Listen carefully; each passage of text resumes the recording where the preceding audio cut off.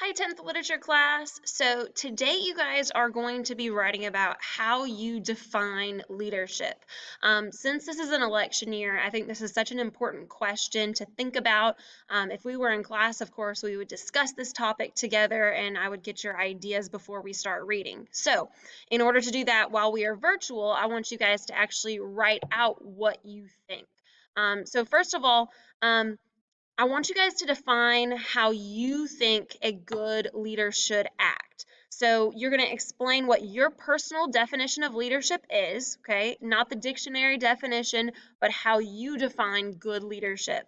And then also you're going to explain three specific qualities or characteristics that you think a good leader must have in order to be a good leader, okay? Um, be sure to justify why each characteristic that you chose is necessary for someone to be considered a good leader. So you'll have 2 or 3 sentences per characteristic where you kind of explain why this is necessary for a good leader to have this particular quality or characteristic. The next thing I want you to do, so that's going to be like one paragraph. The next thing that I want you to do is a separate paragraph on why you think that Julius Caesar, the historical Julius Caesar that you read about yesterday, was a good or a bad leader. Now, I know we don't have all of the details about his life, and of course, he was only a leader for a short period of time because he was assassinated. But I want you guys to think through.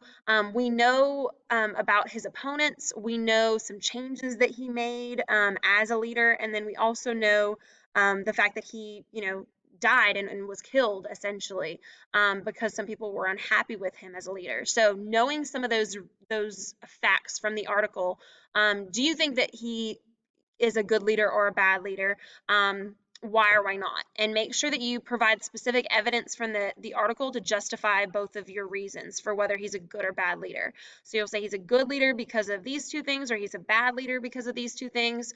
But make sure again that you're backing that up with specific text evidence. And you don't necessarily have to quote directly from the text, but you do need to provide a specific example from the text. So you can paraphrase that in your own words and then put the paragraph number from where you got that from.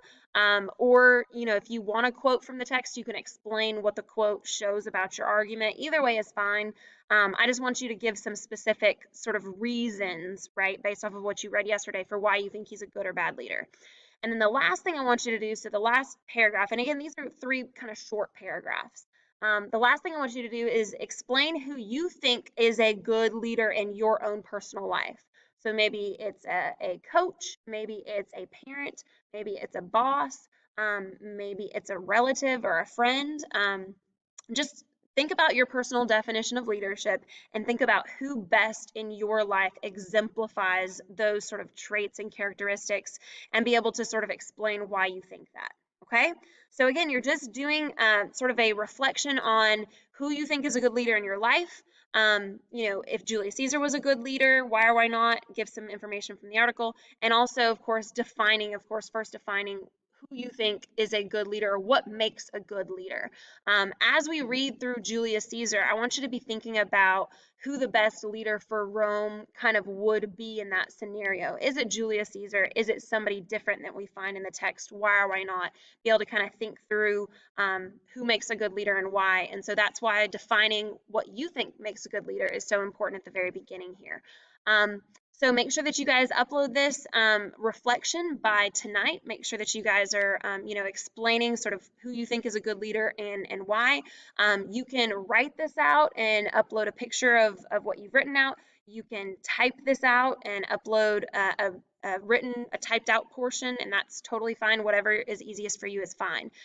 Please keep in mind that if you have any questions about assignments, you need to ask me before 3:30 because I'm here from 7:30 to 3:30 at the school. Also keep in mind that if you want to be keeping up with your assignments every day, you want to make sure that you are submitting those assignments on time.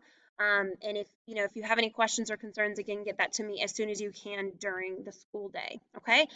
If you guys need to meet with me to talk with me about the assignments, I'd be more than happy to talk through assignments with you guys virtually during class time. So just email me and let me know if that's something that you're interested in.